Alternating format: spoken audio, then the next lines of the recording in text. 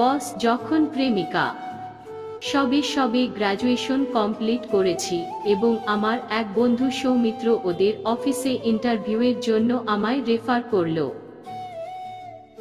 আমি আর সময় নষ্ট না করে পরের দিন রওনা দিলাম ইন্টারভিউয়ের উদ্দেশ্যে। ব্যস্ত শহরের ভিড়ভাড় ট্রেনে যেমন হোক করে ধাক্কা খেতে খেতে চাপলাম। একটু স্বস্তির নিঃশ্বাস ফেলে পকেট থেকে রুমাল বের করে মুখ মুছতে মুছতে ট্রেনের দরজার বাঁ দিকের জানালার সিটে নজর পড়ল। হালকা গোলাপি চুড়িদার পরে একটা মেয়ে বসে মাথা নিচু করে মোবাইল ঘাঁটছে এবং জানালা দিয়ে ঢোকা মৃদু হাওয়ায় তার লম্বা ও সিল্কি চুল উড়ে তার এক পাশের গালটাকে ঢেকে দিচ্ছে। এসব দেখে আমার মনে একটু কৌতূহল জাগলো, মেয়েটার মুখ আমায় দেখতেই হবে। আমি ঠিক তার বিপরীত দিকে গিয়ে দাঁড়ালাম। মেয়েটা নিজের খোলা চুল বাঁধতে বাঁধতে আমার দিকে এক নজর তাকালো। ও আমার দিকে তাকাতেই প্রথম যখন চোখে চোখ মিলল আমি আর মুখ ঘোরাতে পারলাম না। এক দৃষ্টে তার চোখের দিকে চেয়ে থাকলাম। যদিও ওভাবে কোনো মানুষের দিকে তাকালে সে বিরক্তই হয়, কিন্তু জানি না ওর চোখের দিকে তাকাতেই আমার মনের ভিতরটাতে হঠাৎ এক অনুভূতি খেলে গেল। ছোট থেকে বয়েজ হোস্টেলে থাকার ফলে কোনো মেয়ের দিকে ওভাবে কোনো দিন লক্ষ্য করিনি, হয়তো সে কারণেই এমন অনুভব করছি। এসব ভাবতে ভাবতে আমার গন্তব্য স্টেশন চলে এলো। ট্রেন থেকে নেমে অফিসের পথে এগোতে লাগলাম। ওদিকে সৌমিত্র বারবার ফোন করছে। মিনিট 5 হাঁটার পর পৌঁছে গেলাম। লিফট এ ঢুকতেই আবার সেই মেয়েটা আমায় দেখে সে একটু থমকে দাঁড়ালো। তার ওই চাউনিতে কি যে আছে জানি না, যেন মনকে মুগ্ধ করে দেয়। তাকে লিফট এ দেখে বেশ কিছু প্রশ্ন মাথায় ঘুরতে লাগলো।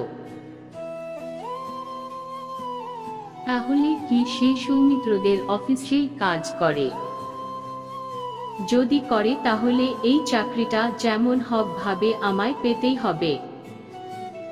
আর যদি সে সৌমিত্রদের অফিসের না হয়ে অন্য অফিসে চাকরি করে, তাহলে একবার কথা বলবো কি বলবো না ভাবতে ভাবতে লিফট খুলে গেল।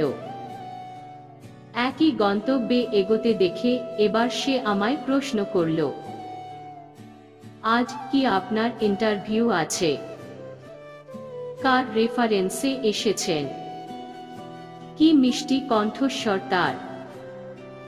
নিজেকে সামলে নিয়ে উত্তর দিলাম, হ্যাঁ আজ আমার ইন্টারভিউ আছে, সৌমিত্র আমাকে রেফার করেছে। গুড, তাহলে দেখা হচ্ছে। আচ্ছা, আপনিও কি এই অফিসে চাকরি করেন? মেয়েটা কোনো উত্তর করল না, মিষ্টি একটা হাসি দিয়ে চলে গেল। সব ঘটনা সৌমিত্রকে জানালাম আর বললাম, গোলাপি চুড়িদার পরা মেয়েটার নাম কি বলতো? কই, আজ কেউ তো গোলাপি চুড়িদার পরে আসেনি, শুধু ম্যাডাম ছাড়া। এই বলে সৌমিত্র থমকে গেল। তুই কি ম্যাডামের কথা বলছিস? জানি না, যদি শুধু ম্যাডাম গোলাপি চুড়িদার পরে আসেন তাহলে ওনার কথাই বলছি। ভাই অমন বলিস না, তোর চাকরিটাও হবে না, তার সঙ্গে আমার চাকরিটাও যাবে। ওসব নিয়ে ভাবিস না, কিছুই হবে না। এই বলতে বলতে ম্যাডামের কেবিন থেকে আমার ডাক এলো। অনুমতি পেতেই ভিতরে ঢুকে বসলাম। সিট ভিটা দিন। সিভি দেখতে দেখতে সে প্রশ্ন করলো, আগে কোথাও তো কাজ করেননি দেখছি। না, এই প্রথম ইন্টারভিউ দিচ্ছি। ট্রেনে আমার দিকে ওভাবে তাকিয়েছিলেন কেন? সব মেয়েদের দিকে ওভাবে তাকিয়ে থাকেন নাকি? আমি থতমত খেয়ে না না ম্যাডাম, এই প্রথম কোনো মেয়ের দিকে তাকালাম। আসলে আপনার চোখ দুটো খুব সুন্দর। এই বলেই মুখে হাত চাপা দিয়ে বললাম, সরি ম্যাডাম। সে একটু রাগী রাগী ভাব করে বলল, বসের সঙ্গে ফ্ল্যাট করছেন? না না সরি ম্যাডাম, মুখ ফসকে বলে ফেলেছি। ঠিক আছে, আপনাকে সিলেক্ট করলাম, কিন্তু এই রকম আর যেন না হয়। ঠিক আছে ম্যাডাম। আর সৌমিত্রর সঙ্গে থাকবেন, ও সমস্ত কাজ আপনাকে বুঝিয়ে দেবে। যত তাড়াতাড়ি সম্ভব কাজগুলো শিখে নেবেন, আমার নজর আপনার দিকে সব সময় থাকবে। ঠিক আছে ম্যাডাম। এই বলে ম্যাডামের কেবিন থেকে বেরিয়ে পড়লাম। ওনার রাগী মুখের পেছনে হাসি ভরা চোখটা দেখে আমি স্পষ্ট বুঝলাম আজ আমাদের দেখা হওয়াটা ওনারও ভালো লেগেছে।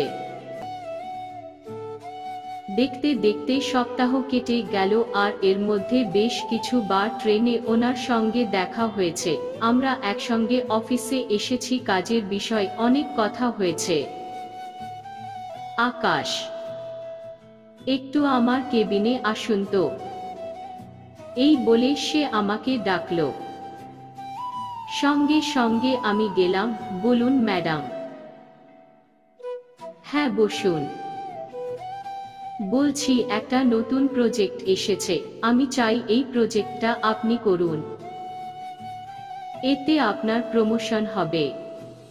পারবেন তো? হ্যাঁ ম্যাডাম, পারবো। আমি তো এই দিনটারই অপেক্ষা করছিলাম, এত তাড়াতাড়ি সুযোগ পাবো ভাবিনি। আর হ্যাঁ, এখন থেকে আপনি আমায় রায় বলেই ডাকবেন।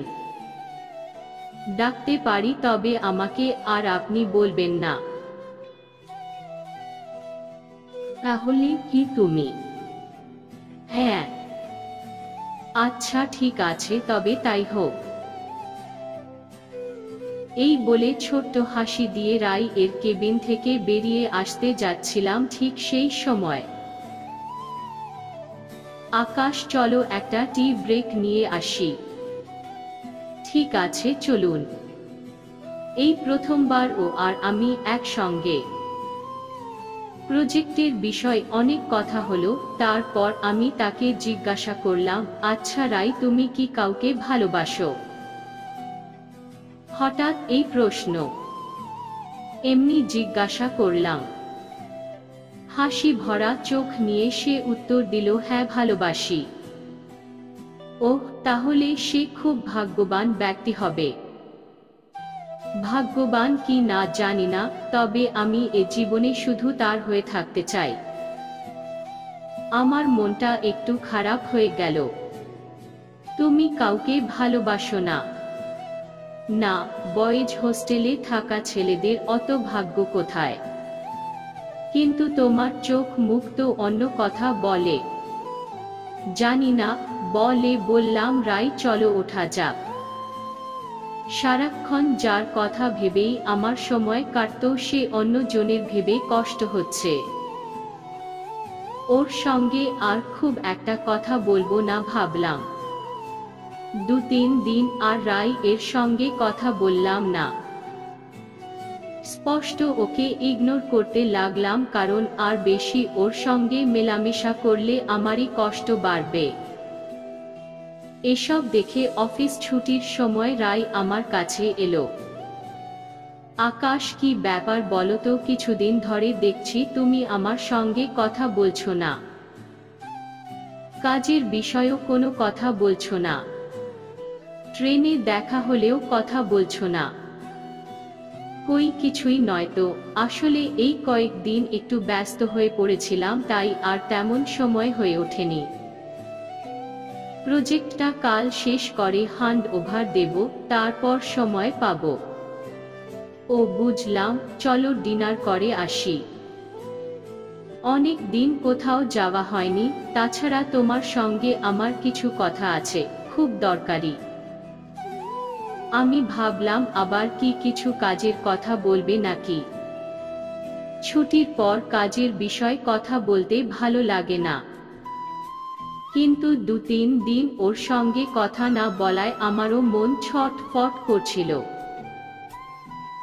কাজের বিষয় হোক বা অন্য বিষয়, অন্তত ওকে একটু দেখতে তো পারবো, এই ভেবে হ্যাঁ বলে দিলাম। ডিনারে বসে ও আমায় বলল, জানো আকাশ, কাল প্রজেক্ট জমা করার পর তোমার প্রমোশন হচ্ছে। তুমি তো বলেছিলে প্রজেক্টটা জমা করার পর আমার প্রমোশন হবে।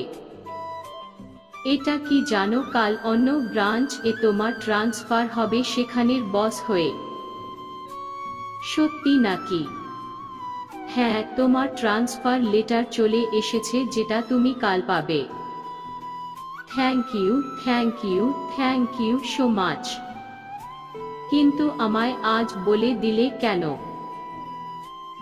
জানো আকাশ, তুমি চলে গেলে আমার মন খারাপ হয়ে যাবে। এই 3 দিন তুমি আমার সঙ্গে কথা বলনি, আমার খুব কষ্ট লেগেছে। এসব কেন বলছো? সেদিন আমাকে তুমি জিজ্ঞাসা করলে আমি কাউকে ভালোবাসি কি না, কিন্তু এটা জিজ্ঞাসা করলে না তো তার নাম কি। তাহলে আমি এতটা কষ্ট পেতাম না। আমি অবাক হয়ে রাই এর দিকে তাকিয়ে থাকলাম আর জিজ্ঞাসা করলাম কি নাম তার। বোকা, এখনো বুঝতে পারোনি? তার নাম আকাশ সর্দার। হ্যাঁ আকাশ, আমি তোমাকে ভালোবাসি প্রথম থেকেই। আমিও ট্রেনে যখন প্রথম তোমাকে দেখেছিলাম তখন থেকেই তোমার প্রেমে পড়ে গেছিলাম রাই। রাই কাঁদো কাঁদো চোখে আমার দিকে তাকিয়ে বলল, আগে বলনি কেন? তুমি জানো না ছেলেরা আগে প্রপোজ করে। এই বলে রাই আমাকে জড়িয়ে ধরল আর তার হাসি কান্না মাখা অদূরে মুখটা দেখে বললাম, আমাকে বিয়ে করবে। সমাপ্ত।